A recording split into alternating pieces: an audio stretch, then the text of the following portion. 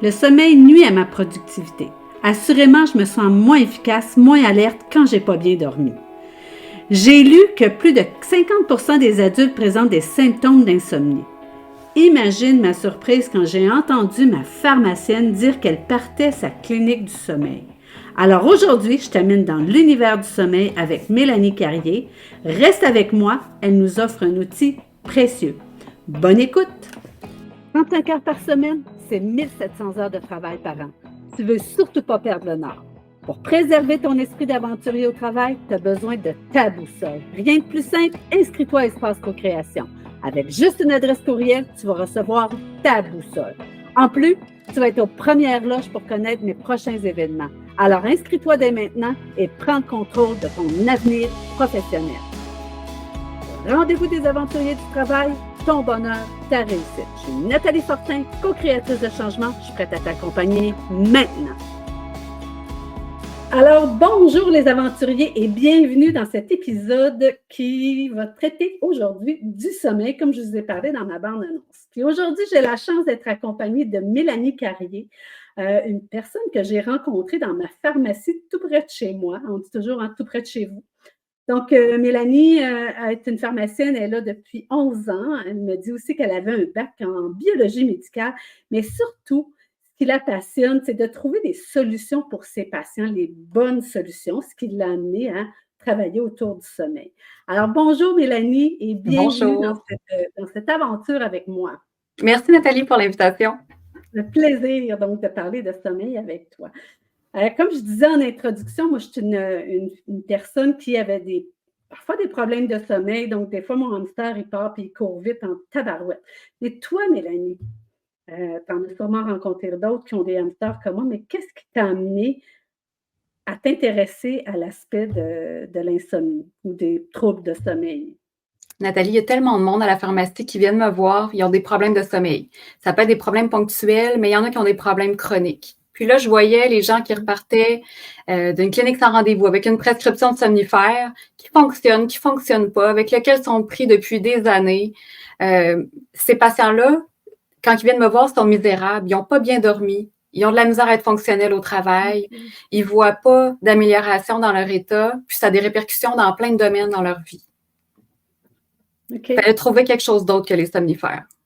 Puis, en fait, ils t'abordent ça quand ils t'en parlent, même de leurs problèmes d'insomnie. Ce que je comprends à toi comme pharmacienne, c'est pas toujours ce qui se passe au petit comptoir, là, mais les gens t'en parlent, comment ça les affecte et ça les dérange finalement. Ben oui, est-ce que je peux augmenter ma dose de somnifères?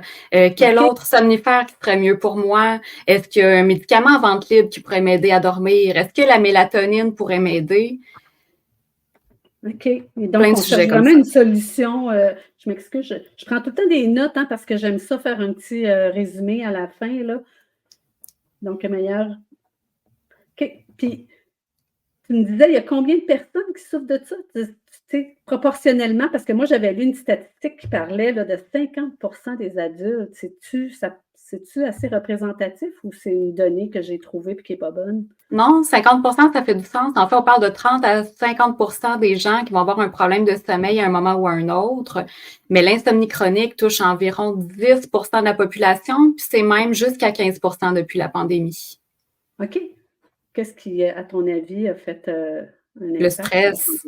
Le stress. Oui. OK. Ça a amené plus de stress, la pandémie. Le stress, le détresse psychologique. On sait qu'il y a beaucoup de répercussions aussi entre l'humeur, l'anxiété, puis l'insomnie. Donc, avec la COVID, on a vu des gens pour qui la santé mentale s'était un peu détériorée, puis le sommeil en prend un coup aussi. OK. Fait que toi, tu entends tout ça, puis tu es derrière ton comptoir, tu es préoccupé par ça. Qu'est-ce qui t'amène? Ou c'est quoi le chemin que tu fais par la suite avec tout ça, avec ces informations-là? Ben, je lis souvent les nouvelles études ou la formation continue dans le cadre de mon travail. Puis c'est là où, à un moment donné, il y a un endroit où ça dit le traitement le plus efficace pour l'insomnie chronique, c'était pas les somnifères, c'est la thérapie comportementale d'insomnie. Là, j'ai comme, mais voyons, pourquoi qu'on n'en entend jamais parler? Pourquoi les médecins ne le proposent pas? Pourquoi je vois jamais de publicité pour la thérapie comportementale d'insomnie? Fait que je suis allée creuser. OK. C'est quoi ça, la thérapie comportementale d'insomnie? quand on dort mal, non, ça va, c'est que quand on dort mal, on se rend compte quand ça devient chronique qu'il y a plusieurs patterns, plusieurs comportements qui deviennent problématiques. On dort pas bien, ben ça se peut que le lendemain matin, quand on se réveille, on n'ait pas le goût de se lever, puis qu'on flâne dans le lit. Ça se peut aussi que si je me lève en plein milieu de la nuit parce que je fais de l'insomnie, j'ai pas nécessairement envie non plus de me lever, puis que je me mets à penser à tous mes problèmes de la journée, tous mes problèmes au travail, familiaux ou quoi que ce soit. Il y a plein de choses. Hamster C'est hamster. Ça se peut aussi que mes horaires de sommeil soient tellement variables. Donc, il y a plein de comportements qui peuvent mener à ce que l'insomnie devienne chronique finalement. OK. Puis c'est ça qu'on peut traiter avec la thérapie comportementale. OK. Puis toi, quand tu dis on peut traiter, c'est que tu as parti ta propre clinique, c'est bien ça, hein? Parce que moi, je me souviens de t'avoir parlé à la pharmacie, tu as dit, je pars une clinique sur le sommeil. C'est ça que tu as parti, en fait, une clinique sur le sommeil. Exactement. J'ai pris l'idée. Ben oui, il y a un projet pilote qui a eu lieu en Saskatchewan avec des pharmaciens en 2019 où on est parti de l'hypothèse où la thérapie, justement, elle est efficace, OK, mais elle est très peu offerte, très peu accessible. Comment on fait pour la rendre accessible? Ben, c'est en élargissant finalement les professionnels qui peuvent l'offrir. Donc, présentement, au Québec, on avait les psychologues, les psychiatres qui pouvaient l'offrir. Puis, les psychologues, on sait qu'ils sont souvent surchargés, ils ont des listes d'attente, ils ne prennent pas de nouveaux clients. C'est pas tout le monde non plus qui offre le service vraiment spécifique à l'insomnie. Les psychiatres sont encore plus débordés, donc ils ont ouvert ces solutions-là aux professionnels de première ligne. Donc, on parle d'infirmières, médecins, pharmaciens.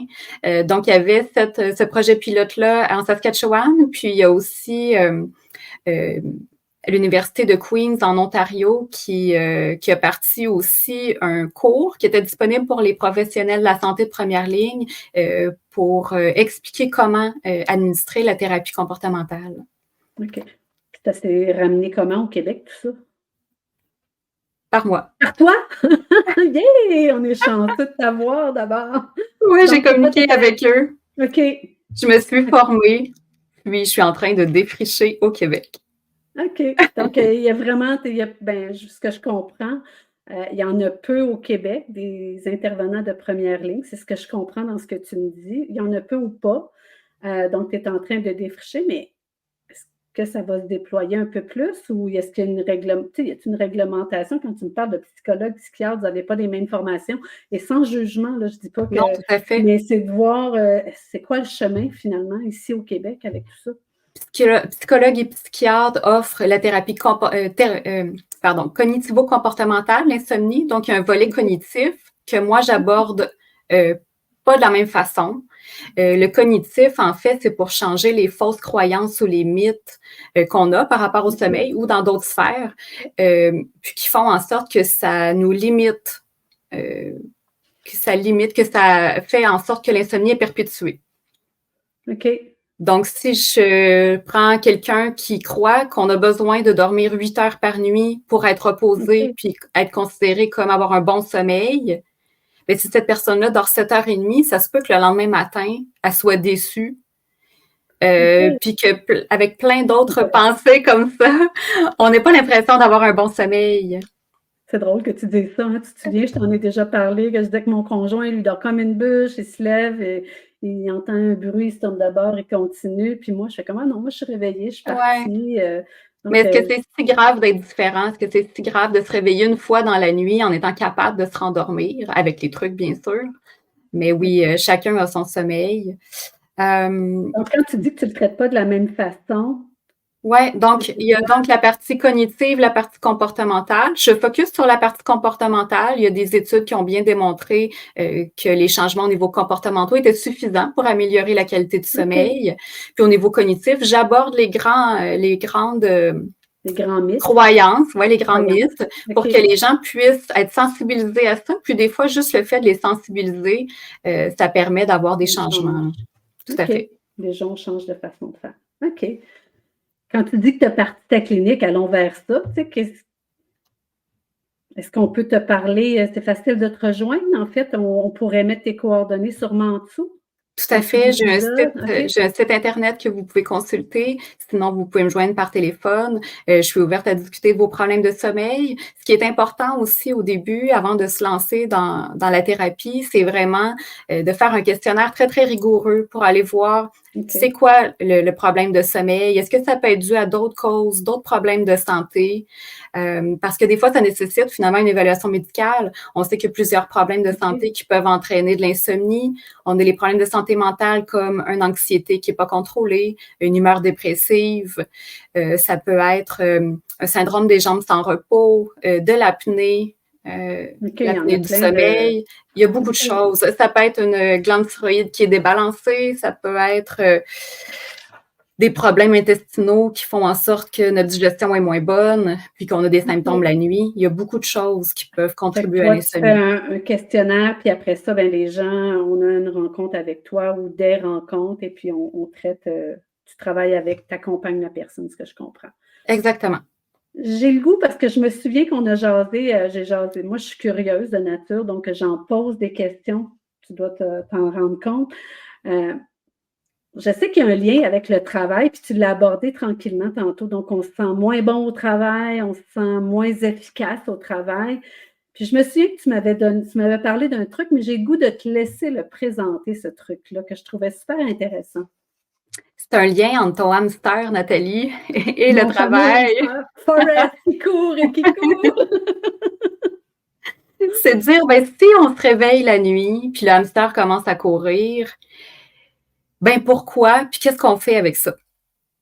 Donc, pourquoi il court? Ouais, pourquoi il court? Par exemple, toi, Nathalie, tu as une grosse semaine, tu as beaucoup de dossiers en cours, beaucoup de choses à penser. Puis que c'est quand tu te réveilles la nuit que tu te mets à y réfléchir, je vais te dire, Nathalie, c'est pas le bon moment. Fait qu'est-ce qu'on va faire finalement pour avoir un bon moment pour s'en faire? C'est ce qu'on appelle le worry time, ou ce que j'ai traduit en le bon moment pour s'en faire. OK, le bon moment pour s'en faire, c'est mieux. Ouais, c'est ça. C'est quoi le bon moment pour s'en faire? C'est décider à quel moment dans la journée on va s'en faire. Est-ce que c'est avant de s'endormir? Est-ce que c'est la nuit? Non. Mais pourquoi pas prendre un moment en début de soirée, au moins 2 heures avant l'heure de coucher, puis te réserver un 10 à 30 minutes, jamais plus, pour coucher sur papier nos problèmes actuels. Okay. Donc, on va les écrire, on va y réfléchir, on va aussi penser à des solutions. Donc, si par exemple, j'ai un gros dossier au travail, ça me trotte dans la tête parce que j'ai pas encore trouvé la solution, je vais essayer de me noter. OK, les options potentielles pour résoudre ce problème-là sont, je peux les énumérer. Si j'ai pas de solution, à ce moment-là, dans quel échéancier ou qui pourrait m'aider à trouver mes solutions? Puis si je peux rien y faire, là, à ce moment-là, faut que j'en tienne compte. Puis ça se peut qu'on n'ait pas de solution pour l'instant. Ouais, on n'a pas de solution pour l'instant, mais de voir, demain, faut on l'accepter. va en jaser avec Mélanie, par exemple. Ça peut être ça. C'est une collègue. Non, mais qui peut être une collègue. C'est le parallèle que je faisais. Tout à fait. Puis je fais ça où? Je fais ça sur papier? C'est bien de le faire pour papier. C'est bien de le faire sur papier. Juste y réfléchir, c'est moins concret. Ça permet aussi de ne pas pouvoir s'y référer. Puis peut-être qu'on a oublié quelque chose qu'on aurait trouvé comme solution potentielle, puis qu'on pourra rayer après si finalement ça le fait pas. Mais d'énumérer, donc jeter sur papier tous les problèmes qu'on a actuellement puis qui nous incommodent beaucoup. Les petits problèmes, c'est pas grave, on n'est pas obligé de les noter. Mais les principaux, on les note. Ensuite, on peut aussi fermer notre feuille un coup que c'est terminé parce qu'au bout de 30 minutes, on se rappelle qu'on arrête. Puis la feuille, on peut même la mettre sur notre table de chevet. Si jamais le petit hamster, il a le goût de tourner, on peut mettre la main sur la feuille, on peut mettre notre main sur la feuille et dire « Regarde, j'ai confiance en ce que j'ai fait, j'avais pris du temps pour ça, j'ai réfléchi aux solutions à un moment qui était propice, mon cerveau était tout là. Là, maintenant, c'est l'heure de relaxer. Demain, à mon prochain Worry Time, je regarderai ma feuille, je la compléterai, je la modifierai, mais pour l'instant, c'est terminé. » On dort là-dessus, finalement. Exact. OK, donc c'est de calmer. Moi, je l'appelle Forrest quand il part la nuit, parce que Forrest Gump, il court. Donc, c'est de lui dire, regarde, on a écrit ce qu'on avait à écrire, on a regardé les solutions possibles. Faisons confiance à ça, puis demain, on va y revenir. Là, va te coucher. Exactement. Tu reviendras plus tard. C'est ça que je comprends. Parce que OK. c'est sûr que le coucher, c'est un moment propice ou la nuit, c'est un moment propice à Ah réfléchir parce oui, qu'on n'a pas d'autres distractions. Si, entièrement. Je si on confirme. pense, c'est ça, si on pense à une journée où que dès le lever, on est déjà en mouvement, on a notre planning de la journée, on a plein de choses à faire, à réfléchir, des textos envoyés, des courriels, du travail.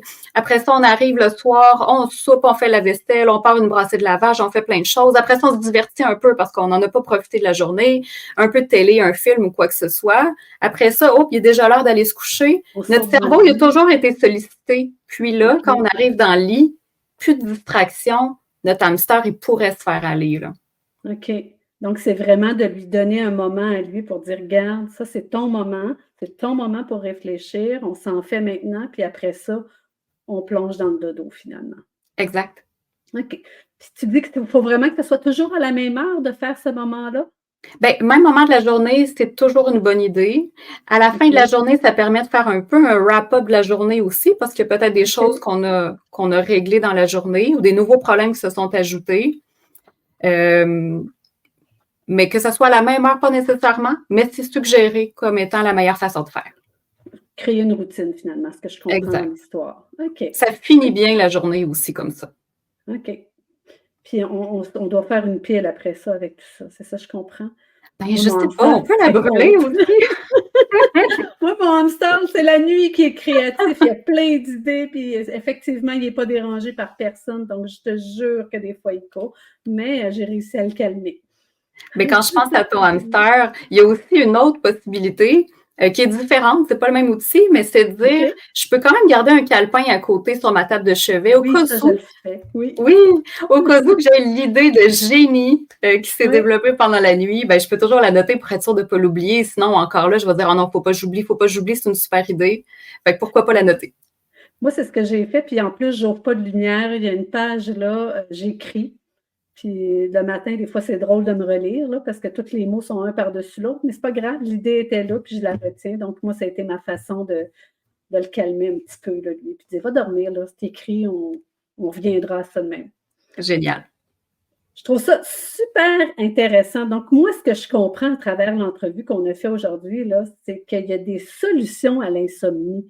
Donc, de ne pas rester pris avec ça. Puis toi, tu fais partie d'une des solutions. Il y en a peut-être d'autres, mais ton souhait, en tout cas, ton rêve à travers tout ça, c'est peut-être de réduire la médication autour du sommeil, de retrouver un sommeil qui est plus naturel, que je pourrais dire, plus naturel, puis de trouver des trucs qui t'appartiennent à toi parce que chaque personne doit être unique aussi. Tout à fait. Il faut vraiment que ça soit individualisé, tu l'as dit. L'autre chose, c'est qu'on peut réussir à mieux dormir par soi-même, mais il faut se faire Oui, donner les outils, il faut se faire accompagner. C'est pas toujours facile non plus. J'ai parlé des oui. changements de comportement, mais quand on est rendu à limiter le temps qu'on passe au lit, puis être fatigué le lendemain matin parce qu'on a eu des consignes strictes qui vont permettre de reprogrammer un peu le cerveau à réussir à dormir la nuit, bien, tout ça, c'est un processus qui n'est pas toujours évident. Puis je suis là à ce moment-là pour vous épauler. Je suis là sinon pour référer aux bons professionnels. C'est finalement, on a peut-être décelé qu'il pourrait y avoir une cause sous-jacente D'autres à problèmes. l'insomnie, OK, tout à fait. OK. Fait Ça que mon, marche-tu? Ça ça marche-tu, cette marche, histoire-là? ça Ça marche. marche? OK, Qu'est-ce qui marche, en fait, c'est de s'endormir plus facilement, de se OK, réveiller moins souvent la nuit, puis d'être plus reposé, puis d'être plus satisfait de son sommeil. OK. Mais sur le long terme, parce que je me souviens que c'est ce que tu m'avais parlé, qu'il y a des études qui vont même dire qu'à long terme, c'est-à-dire vraiment long terme, là, on reparle à ces gens-là 1 an ou 2 plus tard, de mémoire, là. C'est vrai, ouais. Ben effectivement, il y a un suivi qui a été fait dans plusieurs études, des suivis différents. Donc, 6 mois, 1 an, 2 ans, tu aurais le même sommeil que tout de suite après là, nos 4 à 6 rencontres pour le traitement de l'insomnie. Donc, je te donne les outils, puis ensuite, il s'agit de les appliquer. Une période où ça va bien, on peut décider d'être moins sévère sur les heures de coucher, les heures de lever, etc. Puis si à un moment donné, tu as un moment plus stressant dans ta vie, ça peut être un deuil, ça On peut être des situations difficiles. on Puis reprend la routine. ben c'est tout. Tu as déjà les OK, outils, on peut les remettre en place si OK, si on était moins sévère là-dessus. Puis on va avoir le même résultat. C'est génial. OK. Ce que j'entends aussi dans ce que tu dis, là, c'est on est moins sévère sur le résultat. Donc, individuellement, on est sévère par rapport à nous-mêmes, là. C'est ce que je comprends aussi dans tout ça, là. il y a beaucoup un aspect de changer notre minding autour de tout ça, là. Oui, exactement. C'est ce qu'on OK. défait aussi avec les mythes. OK. Puis on résume tout ça en disant finalement, pour finaliser ça, ben, tu as donné 2 outils. Un qui est le bon moment pour s'en faire Mhm. ou le worry time là, qui est l'outil, plus officiel. Puis ou sinon, ben, coucher nos s'il y a une idée de génie qui nous sort en pleine nuit, bon, on peut la coucher au pire sur la même feuille si déjà c'est fait, mais c'est ce que je comprends. Je ne sais pas si tu avais Oui, quelque chose à ajouter autour de tout ça? non, ça fait le tour. Ne laissez pas filer une bonne idée, mais Ah, essayez c'est quand bon. même d'y réfléchir D'y pendant la journée. réfléchir. Ah, c'est bon. Hey, merci beaucoup, Mélanie. Puis on va dire à tout le monde ben, bon sommeil. Sinon, ben, je laisse les coordonnées de Mélanie sous l'épisode. Donc, vous allez pouvoir la joindre et lui poser des questions. Je pense que tu offres aussi un moment, une rencontre, là, une première rencontre gratuite, Tout à quelque chose fait. comme ça. OK. Ben oui, pour pouvoir discuter de vos besoins, voir le problème, puis trouver des Voir solutions. si ça répond à mon besoin, finalement. Exactement. Merci, Mélanie. Puis on va dire Ça m'a bonne fait nuit à tout plaisir. le monde. Oui, bonne nuit à tout le monde. Merci. Et voilà, c'est tout pour aujourd'hui. Merci d'avoir partagé la route avec moi. Si tu as aimé, n'hésite pas. Partage, mets des étoiles ou laisse un commentaire pour que d'autres aventuriers trouvent la route. Ensemble, redéfinissons les normes du travail. Engage-toi avec énergie et n'oublie pas, les aventuriers du travail, c'est ton bonheur, ta réussite.